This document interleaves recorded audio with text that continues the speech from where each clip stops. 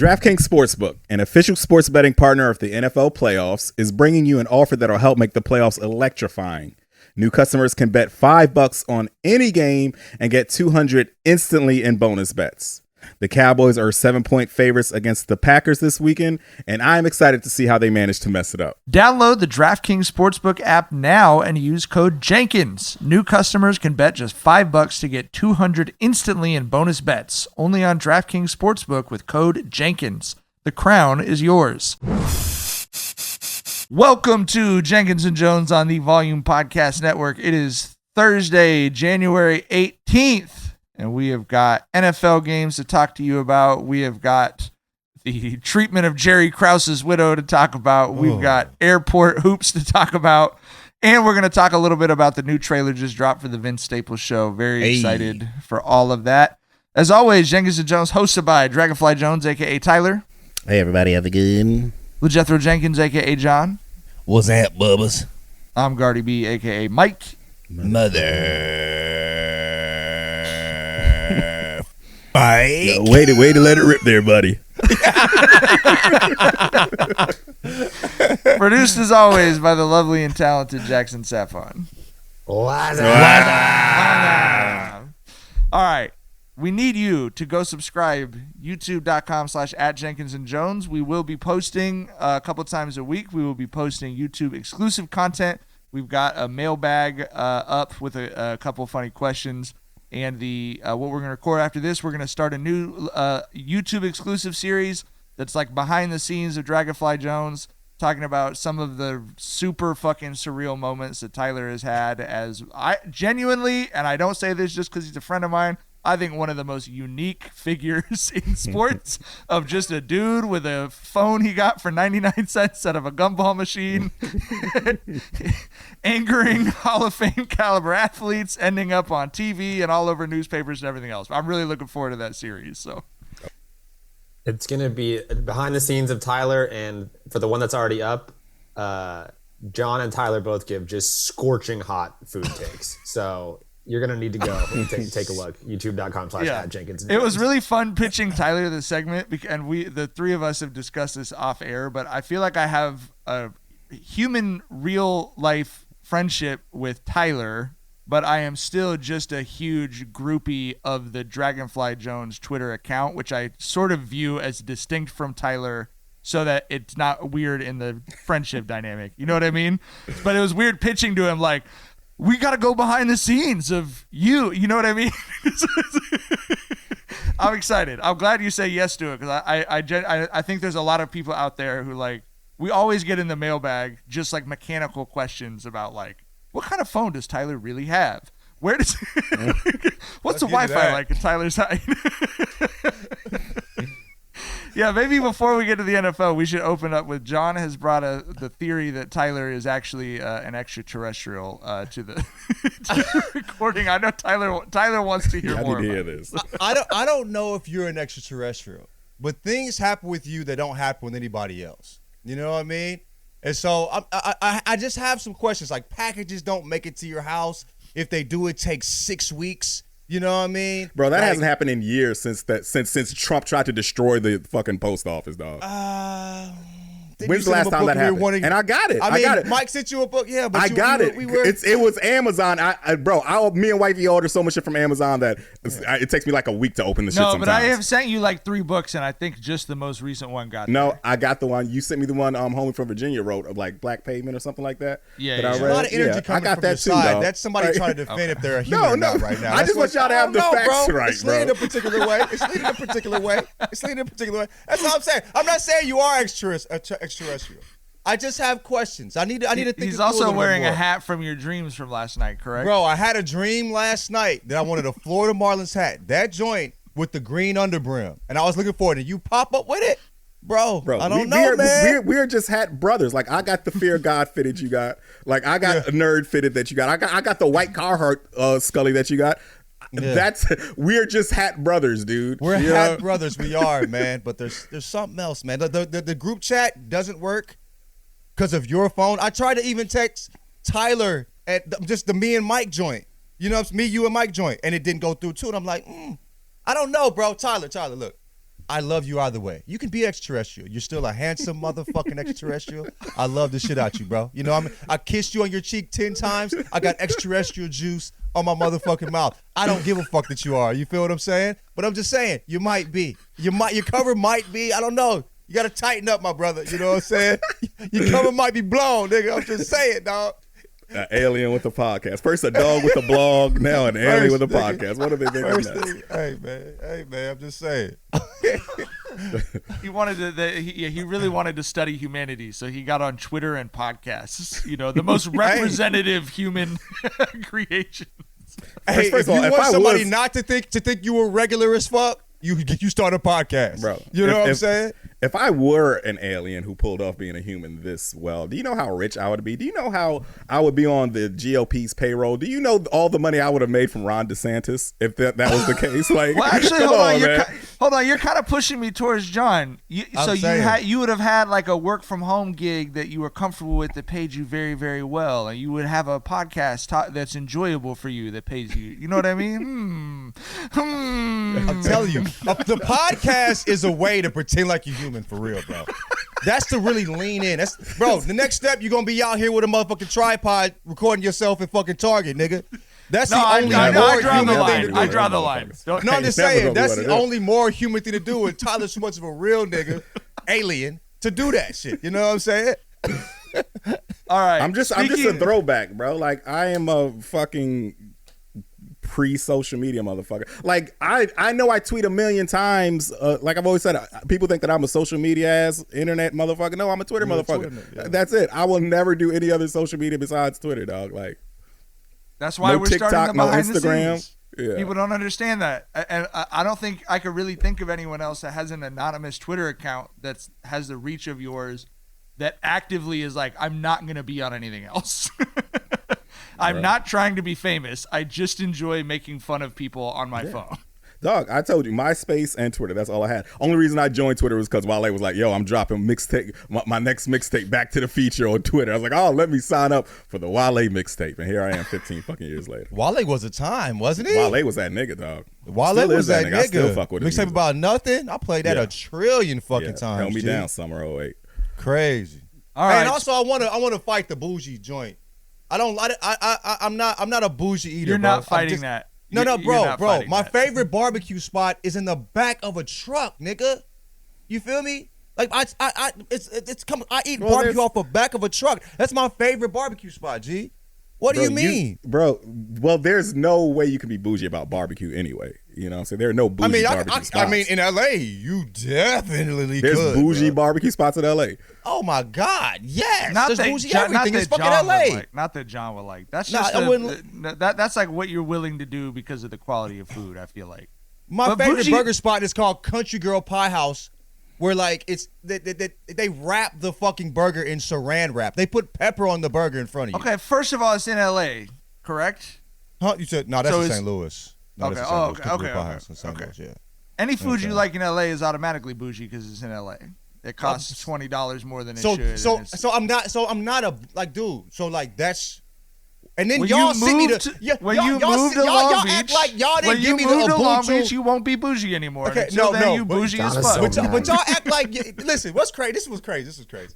These niggas sent me to Ubuntu. I say it's good, and I'm bougie, bro. That's a trap, nigga. Y'all, I didn't send you to Ubuntu. Nate sent you to bro. Nate sent you to Ubuntu, and you know what I said to Nate? I said, based on my understanding of that place, I think John would love it. That's what I said. I was correct. Okay, but also there was a fire ass weird burger spot that we drove by right, you know what I'm saying, on the way, and it looked good too. That's where Nate and I would have gone to lunch. We would have gone to lunch at Poly Burgers and shook a pound and a half of seasoning salt into the fry bag. The best food I ever have had is in places that don't have seating, bro. You know what I mean? Like, dog, that's my favorite shit. My favorite country ass fucking soul food spots are like that, nigga. Don't set me up. You are not beating the bougie. I'm living in LA. I'm not an LA nigga, bro. That's the issue that I have with this, nigga. I live here. Quick question. I'm not a. What's up? Quick question. Okay, here we go. Another. It's just a quick question. Okay, go ahead. It's just a quick question, Yeah, and Tyler can speak to it too. Okay. Y'all came to Long Beach. We had a great time. We drove around. went on a nice tour, took Tyler to some of his favorite music spots, etc. Took you to a nice restaurant I thought would be like a good spot for you. You know what I mean? Lebanese food, 2nd Street. Great spot. God. Y'all act like being a healthy nigga. I'm gonna let you finish the story. I'm sorry. Let me not interrupt you. Finish it. Go ahead. Finish. Do your thing. Oh, my bad. I ordered pita and hummus and lemon potatoes for the table. What was your response to being in a city you don't spend a lot of time in, at a great acclaimed restaurant, having delicious new foods put in front of you? We were going for cookies after, or sweets. And I said, I'm going to save the bullshit for that, bro. You didn't say the bullshit. You said the carb. You said carbs. We were there. Okay. You said carb. I have never had. I never had any of the That's homies bougie? tell me that they were on a That's carb bougie? count, bro. Abs are bougie as fuck, bro. Abs are bougie as fuck. Okay.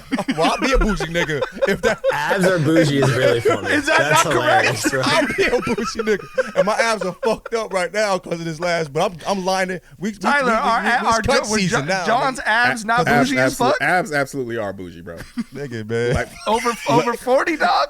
yeah, I feel like all the real niggas gave up on abs at like 27, dog. That you know ain't what I'm real saying? nigga shit, bro. Fuck out of here. No real. That ain't a lack of, bro. No, real niggas gave up on abs. Real niggas give up on their health at 40, nigga. You know what I mean? Real niggas built like hamburgers at 40. That don't make any sense to me, nigga. No, I didn't say that. I didn't say real niggas stop being health conscious. I said there comes a point when every real nigga's life where they're like, fuck abs. You know, I'll still do Correct. shoulders, backs, I'm arms. I'm healthy as fuck. I eat healthy as fuck. I gave up on abs at 27. Y'all act like I'm out here doing ab workouts. I'm not, nigga. I don't do ab workouts. I just eat. The carb I eat intake clean. does the ab cutting for you. Exactly. So like, I do carb my count. arms. I do the other shit. I'm doing pull-ups and all that shit, deadlifts, all that type shit. You feel me? But it's just my diet, nigga. Don't be mad because I eat clean. You can't call me a hoe ass We're nigga. not 'cause I mad. eat We're clean. just saying you're bougie. No one's mad at you. We're happy you're You ain't living mad. your You truth, just a bro. bitch because you don't eat carbs, nigga. I You have a support your LA six-pack, lifestyle, hoe-ass John. nigga. I also live in LA lifestyle, so I support you. Your fellow LA guy Really crazy. I'm not is hating. sticking up for I support you. know? Bro. I This support is you. nasty work. I support this you. is the nastiest This is work. I'm complimenting you. Bro, you Birthday at this the shit. birthday This at ain't the me. Soho House. That Bro, was, I my never even homie been to has Soho. a free membership and told us to go there because I don't know where to go because I be at the house. So that's you nigga. How is that my fault? And that nigga that invited me is the nigga the homie that while a cop was arresting somebody, he stuck a sticker on their back and he flipped his dick in half to have sex in a club, nigga. Okay, Your best friend, we gonna call that your man bougie. best friend, we gonna call that man bougie. the person Is that who what we knows you doing? better than Is that anyone, what we doing? looked at you And and he got said, abs too. Real niggas ain't got abs. Where on What the earth fuck we would going John with this? most like to have his birthday? And he said the Soho House. I did not yes, say I that. agree. That's No, not what he happened. looked at you and said, I know exactly where John would love to have his birthday at the Soho House. That's what Adrian said. That's what you just said. And then No, you I was carb, didn't. and then you was carb counting up in that motherfucker. You ain't eat no All pizza. I ate was cookies and Yeah, 'cause drank you passed liquor, on the nigga. pizza. But I'm carb counting? Yeah, because you passed on the pizza. Because I don't like pizza, nigga. That may be weird, but it's not bougie. You feel what I'm I saying? agree with that. That is weird, but it is No not way. That was just weird. Find me a poor person that does not like pizza. I know people who don't like chocolate. It doesn't make them bougie. Like people just What? don't like. You're not Some poor. people I didn't just say don't like. chocolate. Nobody I said here is pizza. poor. I know. You know, what do you mean I'm poor? just saying What some do you people mean just don't poor? like certain foods. It's Yeah, not. that's Mike, you don't eat, nigga, you out here eating burger and bread. Shut the hell up talking about food takes, nigga. You out here eating like, Vinny has a better palate than your ass, nigga. No, he Get the fuck does outta not. here. Let's talk about football. Well, I'm gonna listen to y'all talk about football. How about that, nigga? 'Cause I don't know shit. Oh, Lord This Almighty. nigga talking about some weird. Fuck me.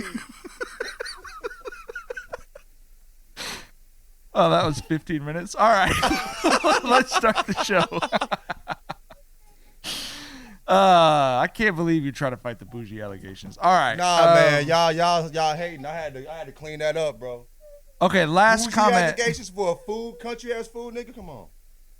My last comment, when we made jokes about you being Republican, I got a phone call from your mom about it. When we seriously say you're bougie, no one said anything. That's all I'm saying. So you're out here fighting alone right now. Republican a different level, nigga. Correct. We apologize, and we apologize for that. All right, let's talk about, speaking of guys setting up the tripod to film themselves walking into Target, let's talk about the Eagles' collapse. And Jalen Hurts having to morph back into being listening to Drake while shopping at Target and filming himself person. This Eagles collapse is like the worst shit I've ever seen. They were 10-1, and they finished the season with a negative point differential. They have completed the NFC East collapse. Tyler, I know it's always more fun to hate on the Cowboys, but I know you have a special spot in your heart for hating on the Eagles. Yes, I absolutely do hate the Eagles too. Like, it's like I said on Twitter, bro. Like, I ain't gonna lie. I've been enjoying the Jalen Hurts fall off. The motherfucker is handsome, rich, and successful. You can't be a Super Bowl champ on top of that. He beautiful. We gonna be honest. Right? Nigga looks like a baby deer. But right, God. You cannot. Life cannot be that good for anyone. I feel like the universe had to balance itself, dog. But yeah, it's just been. And I got to give props to Eagles fans here, because Eagles fans were saying all season, bro, we are frauds, even when they were 10-1. And I was just like, Eagles fans are being spoiled by success, being delusional. This is a tough league. A win is a win is a win. However you can get them, you should be happy with them. But they saw the writing on the wall, bro. They knew they was some bullshit. Then we saw this late season skid. Then we saw the Buccaneers just smack the fuck out of them. So it's some real questions there, bro. Like, is Sirianni gonna come back? Was Jalen Hurts just a flash in the pan, or was that just a slump season like we were gonna see with that next season? So yeah, man, Eagles at a crossroads right now, and as an Eagles hater, I very much enjoy it. Is Nick Sirianni the worst Italian since Mussolini? Goddamn. Yo, shit really went downhill after that fucking the Italian bodyguard or whatever the fuck, after that Big incident. Dom, Meatball Dom, after the Niners got him kicked out of the league for the rest of the season. Yes, because he was trying to fight an NFL player. Wow. I don't know. Normally I root for the meatball soup Italian sports figures, but the Eagles, they made it easy to root against Sirianni and Big Dom. I don't know. So goodbye to the Eagles. The Bucs, I would never have thought would be in the divisional round of the playoffs. Baker Mayfield now has as many career playoff wins as Dak Prescott, which is tough to wrap your head around. And it's only 2. That's the funny part.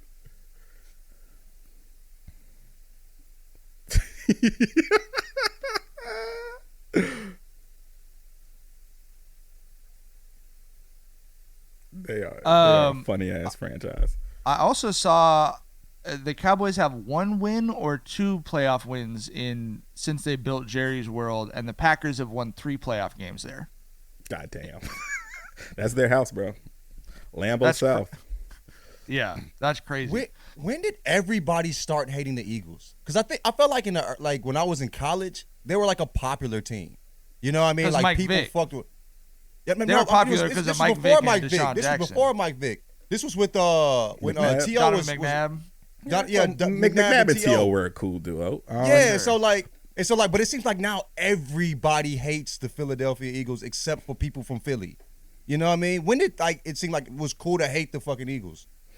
Well, I can tell you it has been cool all my life. Oh, for sure. For sure. Because I've never liked those motherfuckers. But, I mean, I think that everyone has always hated Philadelphia sports fans. Oh, for sure. You know what I mean? Yeah. So, there's some, run over there. But yeah, it's just, Twitter just amplifies everything. And NFC East, it's it's the most followed franchise in all of fucking football. Then you've got a New York team, then a Washington, D.C. team, and, just millions of people in the fucking NFC East rooting for these teams. So that's why you see that a lot. I think the other thing is just the way they were positioned. Like, I was automatically a Donovan McNabb fan because of Rush Limbaugh, right? So it's like Donovan McNabb, Terrell Owens, right? Rooting for them so hard. I was obviously a Mike Vick, Deshaun Jackson fan for a variety of reasons. But then at some point they leaned into, and I feel like Sirianni really leans into the douchebag Philly thing. Like the way he was taunting Chiefs fans, when they were 10-1, the whole Big Dom thing. I don't know. I just feel like they kind of leaned into the side of Philly that is easy for everyone to revile. Like as a franchise, they became more of a Philly sports fan type of a persona. You know what I mean? That's kind of how I feel about it. I don't know. All right, the Bills beat the Steelers in a game that was delayed due to the weather.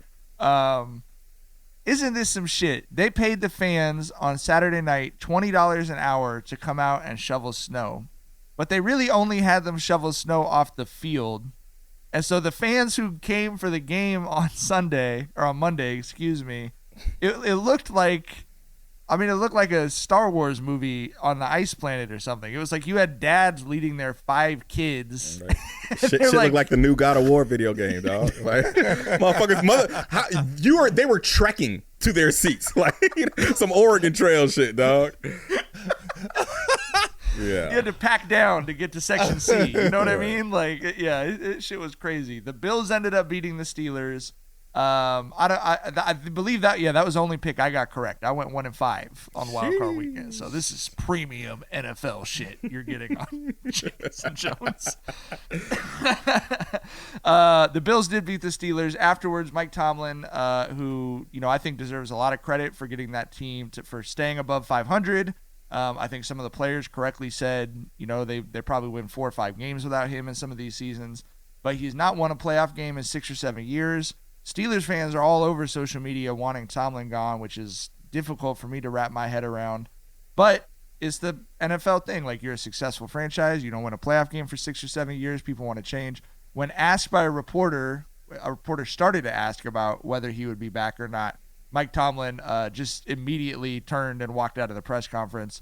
Tyler, how do you think we evaluate Mike Tomlin, and what do you think the Steelers are going to do with their coaching position going forward? For one, I love that walk off at the podium, bro. It's just like, come on now. Like he was like, we're not even going to do this. Like I told y'all, bro, that man is Newport News through and through. The same city that gave us Allen Iverson and Plaxico Burress. It's a certain type of dude that comes from Newport News, and he's for sure one of them. But I think that the calling for his firing is just so fucking ridiculous. What did you want this man to do with Mason Rudolph, right? Like, what the fuck did you really expect to come from that? And he got him to the playoffs, and then they went to the fucking, one of the hardest places to play a road game up against one of the best quarterbacks in the league, and they took a loss like we all knew they would, right? So, what we need to do is get that man some motherfucking help, get him a legit quarterback, and then evaluate him from there. So that's where I'm at with that. Like, I just don't think that the people calling for his head realize how rare it is to find a good fucking NFL coach, and Tomlin is a good coach. Yeah, I completely agree. And then he's also kind of been subject to, I know what I know from people who know him, I know what he views strongly as disrespect in the sort of like storylines that are around his job. He's very frustrated by people asking him if he was interested in college jobs, and his feeling is that because he's a black head coach, he gets sort of disrespected in the way that if a Bill Belichick or an older white dude has a team 17 years in a row, however many years in a row with a winning record, no one's asking him, like, are you going to take the USC job? Are you know what I mean? So I think that was part of why he walked off too, is he's like, I'm pissed off right now. We just lost a football game. I'm not trying to get into all this fucking shit with you guys right now. Right. We'll talk about it later, Yeah. All right. The last NFL thing I want to talk about, so on Saturday we'll have our episode out previewing this week's divisional games, and if you want to listen to our picks and then bet the opposite, it could be a good could be a good weekend for you. Hell of a strategy. Yeah. The George Costanza fade yourself. What decision was I going to make? I'm going to do the opposite. I want to talk about Jason Kelce of the Eagles. Had sort of been, rumored throughout the year this might be his last year. We got another Schefter, standoff over retirement, where Schefter reported that, Kelce implied in his post-game speech to his teammates that was probably it for him. He's going to be a Hall of Fame offensive lineman. And then, he didn't do the, super aggrieved thing, but he went on his podcast and was basically like, I'll make whatever announcement in the time that I'm ready to. It's too emotional right after a game. But he also said that, when the comments come, it will come with, appreciation for everyone who's helped his journey and stuff. I'm curious for you guys on, a morality take here. If you're a reporter who has it on good authority that someone's going to retire, the correct thing to do is to report it, or are you believers of these athletes, Tom Brady, Jason Kelce, sort of saying, this is my announcement, back the fuck off and let me make the announcement? Like, how do y'all feel about that? If I was a newsbreaker in sports, I absolutely would not touch retirement announcements. I would let the players have that. Because the thing about it is like, we just need to realize how surreal it is to be a professional athlete. Mm-hmm. You devote your whole life to something. Then you're fucking 35, 36 years old and you're like, holy shit, I'm waking up tomorrow and all this is over. Right? Like, I think that in that situation, you should, have the decency to allow that person to tell us that this chapter of their life is closing, not fucking putting it up, in a tweet citing sources and all that shit. And especially for Jason Kelce, who an offensive lineman, the most unappreciated and grueling fucking position in all of sports, right? Like, and Jason Kelce is fairly famous, I'd say. Even though, offensive lineman, that's a thankless position. And the only reason he's really famous is because his brother dates Taylor Swift, right? Like, you know what I'm saying? And I just think that, for, like I said, it's their life's duty, their life's purpose for a lot of them. And like I said, especially for an offensive lineman, that's such a thankless position. You should allow that person, especially like a guy like Kelce, to have the spotlight in that moment, bro. It's bigger than just breaking a fucking story there. Yeah, he talked about in the pod like how that wasn't the moment to let everybody know and make that decision. You know what I'm saying? So, like, after a loss like that, he just didn't feel like it was right. He wanted to think about it a little more and not allow emotion to take over his decision making at that moment. So, I agree with Tyler. Obviously, you know what I'm saying. I wouldn't be. I don't for clicks for what, you know what I mean? Like, how does that benefit your career that much by letting them, make their own announcement? But yeah, I mean, it doesn't make sense to me why he feels necessary to let people know these things when these people obviously don't want to. And also, his relationships with players is extremely important with this job too, and that doesn't help at all either. So I don't know how this benefits him. It just seems like some asshole shit. Honestly, that's how it comes off to me. It's interesting. I think I've got a different take than you guys. I think, like, if it would be news whether or not he was playing in the game, right? Like, you would expect Adam Schefter to break that. It's news if he signs a contract. Yeah. It's certainly news that he's going to retire. And there is a little bit to me of the, like, millionaire athletes who want to control every aspect of how the public sees them. Like, they want to do their public rollout. But it is news. Like, that, there's just no question that people follow the game so closely. People care about, especially top-level athletes. Like, obviously, it was a huge news story that Tom Brady was retiring. I think the where I agree with both of you is, like, retirement is not a transaction. It is like a state of mind. Like, Tom Brady could unretire. Jason Kelce could Tom Brady did unretire. Exactly. He gave it all up. And so it's like to unretire. I think that's the part of it to me that's like, you can't, like, the reporting really should be more like he told his teammates that he's probably going to retire, right? Like, if he just decides he's coming back, and as Jason Kelce noted on his podcast, like, it's just very emotional when you end an NFL, any sports season. And Tyler's talking about, like, it's so central to their identity, but especially an NFL season, like, it's just a unique cliff to fall off of, especially when you're a defending Super Bowl champ, you're 10-1. So I fully understand where he's coming from that. It is a little like the recruiting thing. And I see debates about this all the time with, like, high school kids who are committing to a college. The sort of standard practice among recruiting journalists or high school journalists is you let the kids make the announcement, right? Like, you ask the kid where they're going ahead of time, so your story's written, whatever. And then when the kid posts on his Instagram at 10 a.m., I'm going to Oregon at 10:00 and 30 seconds, boom, here comes my 800-word story with his thoughts on why he's going to Oregon or whatever.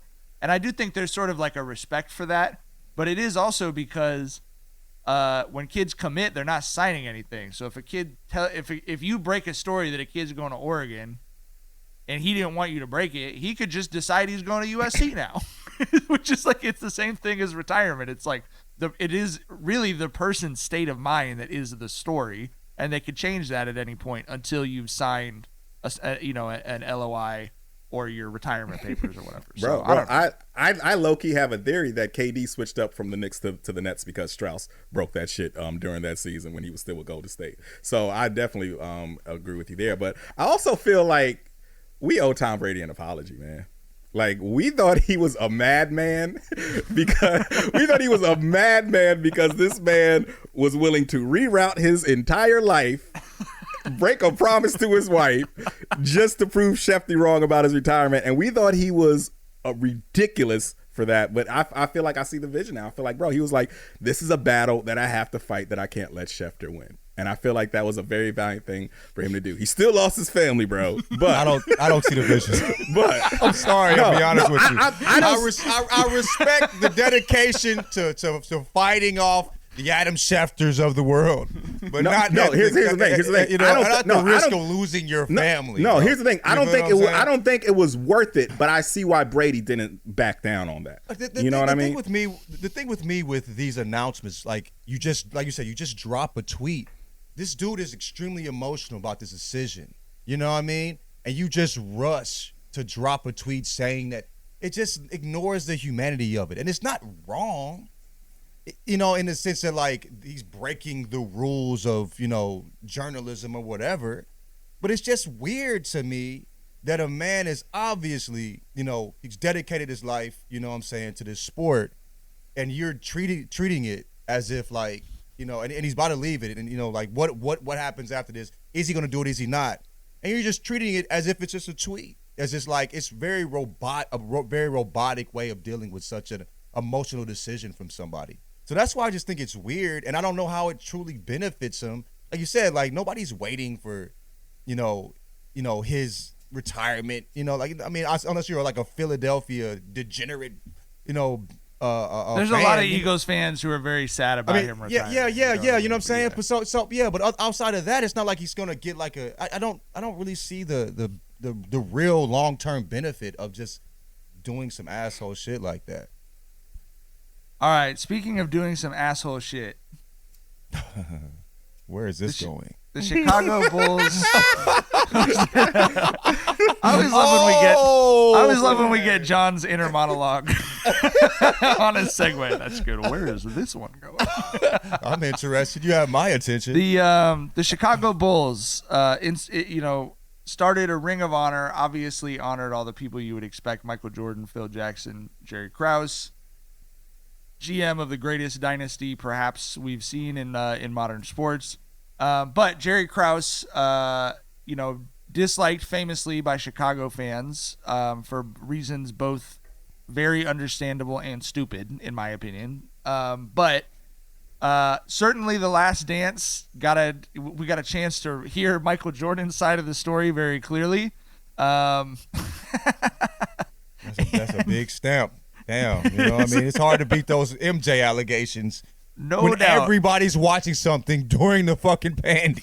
That's all we had. The whole world was, you know, singing, fuck Jerry Krause. But go ahead. And we talked about this at the time. I was a huge fan of The Last Dance. There is no doubt it is a big step in the direction of the rich and powerful get to control their story and their narrative. They're going to be the executive producer on their own documentary. There is not going to be an objective voice saying, was Jerry Krause an asshole who was like overly looking to the future? Yes. Did he consistently put championship rosters around Michael Jordan in a way that many superstars since have not been able to see? Objectively, yes. Yeah. Right? Like, we talked about it. Like, most sports fans would take a reviled GM who helped you win 6 championships. Like, most sports fans would take that. Anyway, Jerry Krause looks like the evil dude in Space Jam. I'm not defending Jerry Krause. Anyway, yeah, they made the mistake of not showing that his widow was at the game first. They just put the card up on the screen of Jerry Krause to overwhelming boos. The production team lost the plot, bro. 100%. Overwhelming boos, and then cut to, and this shit genuinely broke my heart. Oh, they man. cut to his widow, who was so overwhelmed with like sadness that she could not like sit. You know, like she was physically overwhelmed by how shitty she felt about it. So I don't know, man. Like, I feel like it was the all-time bad vibes sports clip. Like, I don't, it just, like, I just watched it and was like, I don't know, my stomach flipped over. It was so fucking nasty feeling. You know what I mean? How did you guys react to that? Are Chicago fans justified in booing? Obviously, I do understand they didn't know his widow's sitting right here, whatever, because of the production team. But how did you guys react to that clip? I mean, my takeaway from that was, bro, propaganda works. Like, that motherfucking MJ propaganda. Look, I feel like the only way you can genuinely have any, type of resentment towards Jerry Krause is if you're like 40 or older, right? Like, that shit happened fucking, 25 years ago when he said, all right, that's enough. And, 6 rings, we're blowing it up now. If you are still holding on to that from 1998, you know what I mean? Christ, right. And it sounded like the whole fucking arena was booing. It didn't sound like it was just a bunch of 40 plus motherfuckers. It sounded like the whole fucking arena was in on that. Like, right? the 8-year-old, what I'm saying? Yeah, Vinny and Maya were booing. The kid, they're like, with That's the the dude Levine from the jersey on, it's documentary. like, fuck Jerry Krause. Yeah, but Jerry Krause, man, just completely unappreciative. A fucking masterful job he did with those Bulls. Like, even fucking MJ threw a shot during his Hall of Fame speech at him. Like, dog, he was like, Jerry Krause is here. I don't know who invited him. I didn't. Like, goddamn. Like, can we just, give the motherfucker just some props in his last few days here? But just a sad story, man. I mean, obviously, I feel like they didn't know that she was sitting there. We spoke to that, They didn't know she was sitting there. But I just, bro, like almost 30 years later, like how long you gonna hold on to that? How long is the city gonna hold on to that? You know what I mean? I honestly don't care too much about, but it really hurt me seeing her be like, we ignore the human part. They're booing the man that, ran the team. You feel me? They're not. But, there's a human behind that, and it was his widow. You feel me? That witnessed that. It's just it was hard to watch. It was hard to watch. yes. It's just a reminder that, yo, bro, like, motherfuckers that are, front facing in this way are not just what you see. They have a whole life behind him. He's probably a solid ass fucking husband. You know what I mean? And, he's getting booed 30 years later in a fucking arena because some basketball decisions she While made. being inducted into the Ring of Honor. It's because he just was like, the GM. bro, like this is, I mean, and honestly, that's kind of just what life is to a degree in certain ways. You know what I mean? Like, you get caught up in the propaganda machine, as Tyler said, on the wrong side of it, and, that's where we end up. It is also interesting because, like, I think society has come to a more healthy perspective on what a lunatic Michael Jordan is in most regards, right? Like his Hall of Fame speech, which was like an airing of grievances, I think was widely viewed as a like, damn, Mike, like, appreciate your life a little bit here. Like, people weren't like, fuck yeah, like Michael Jordan, like, get these motherfuckers, like he's kind of a weirdo. Yeah, He invited the dude. He invited the dude who got picked to varsity over him to the game, and then called him out during his speech. He was like, "Yeah, such and such is here. He got picked, on varsity over me. We hooped not too long ago. He still got the same game. Like, goddamn, like, bro, you are the greatest basketball player of all time in this moment, and you still taking shots at homie from 11th grade. Who you invited there? If hate leads you to greatness, it's hard to let that go. That becomes your personality, nigga. My point is, we've come to this better understanding of like how kind of like fucked up his worldview is, but we also collectively decided, and clearly Chicago collectively decided after The Last Dance, we were gonna let him have Jerry Krause. You know what I mean? It's like, as a treat, you could just hate this man forever. But, we're gonna see the way you view Isaiah Thomas as maybe a little fucked up. Like, but Jerry Krause, go ahead, Mike. I don't know. And MJ owes so much of his legacy to the moves that Jerry Krause made for that team. We have seen the talent evaluator that MJ is, right? And and it is very well known that he used to go to that front office all the time with demands about who they should bring in, who he wanted them to draft. They're like, nah. Like, I forget, there was some UNC guy who turned out to be a bum who MJ wanted them to take over Pippen.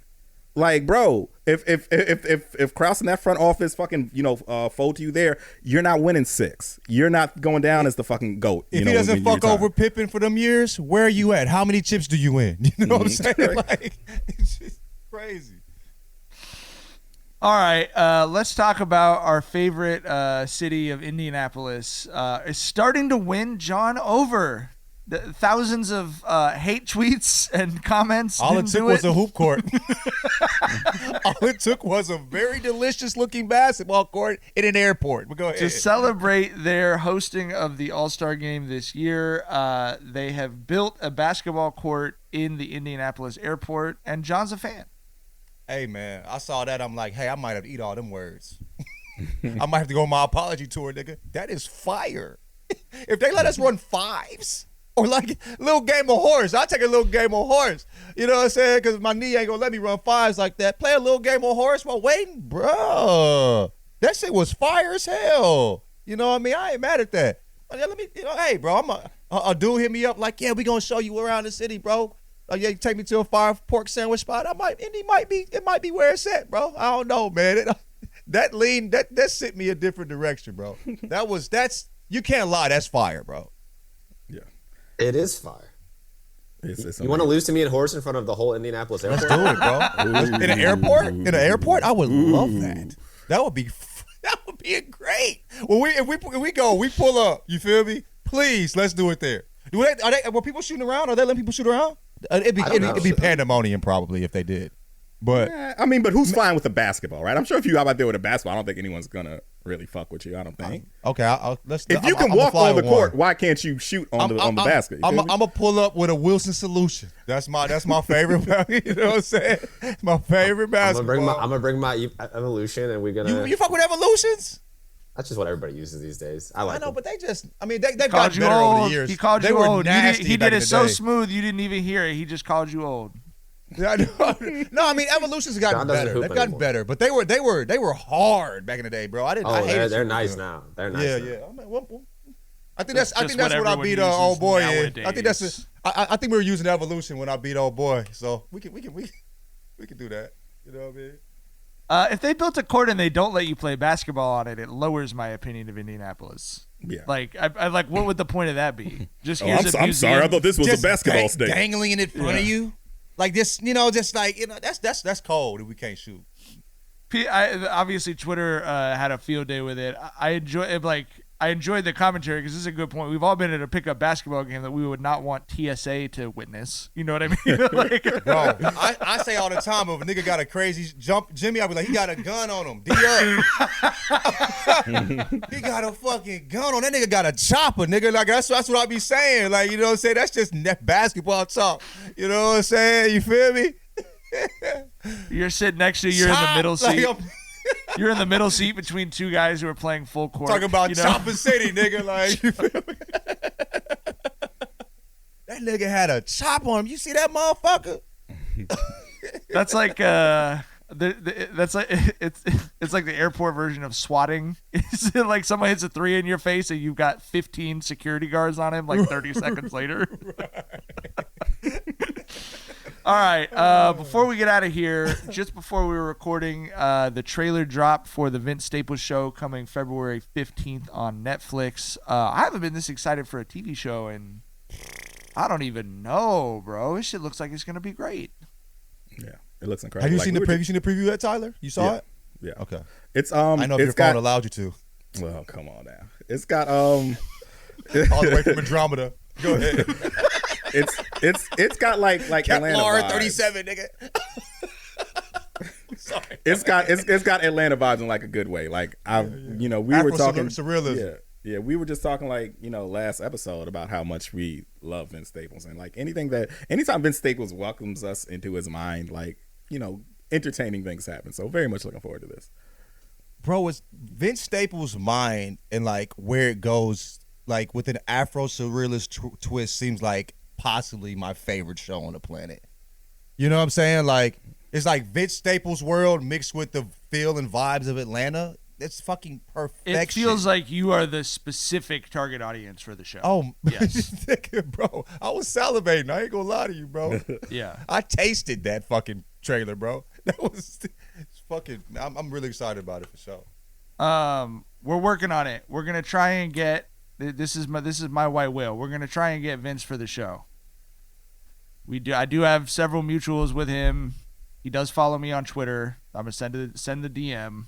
Like we're gonna do everything we can. That would be a great interview. I will pledge either way to be the Long Beach Easter egg finder for Jenkins and Jonez listeners when the Vince Staples show comes out, because I could see from the filming locations just in the trailer there's gonna be quite a bit of like inside Long Beach jokes in that show. So I'm very excited for it. But we gotta get Vince on the show. He shoots in Long Beach. He's like, why am I going to? They were fit like it was. If you follow a lot of Long Beach kids on Instagram or on Twitter, it's just people. They were all over the North Long Beach, especially obviously. They're all over Long Beach, and people would just be like, "Vince is filming." Like Vince is filming. Okay.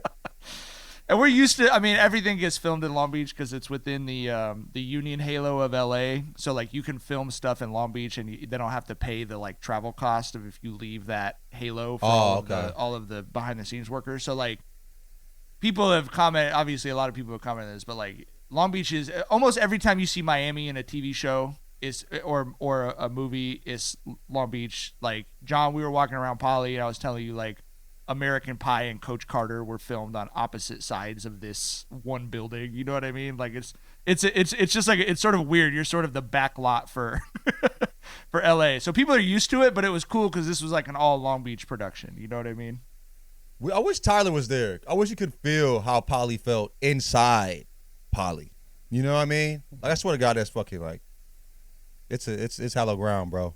There's some going on over there. We bro. snuck on. We energy snuck on campus to film some stuff for John's brand, Tyler, on Sunday. I didn't text you that, but yeah, John's a good human being, man. That doesn't surprise anyone. But despite his bougie tendencies, he's helping out a kid that I really love. You know what I mean? And man, you're a good dude, bro. That kid.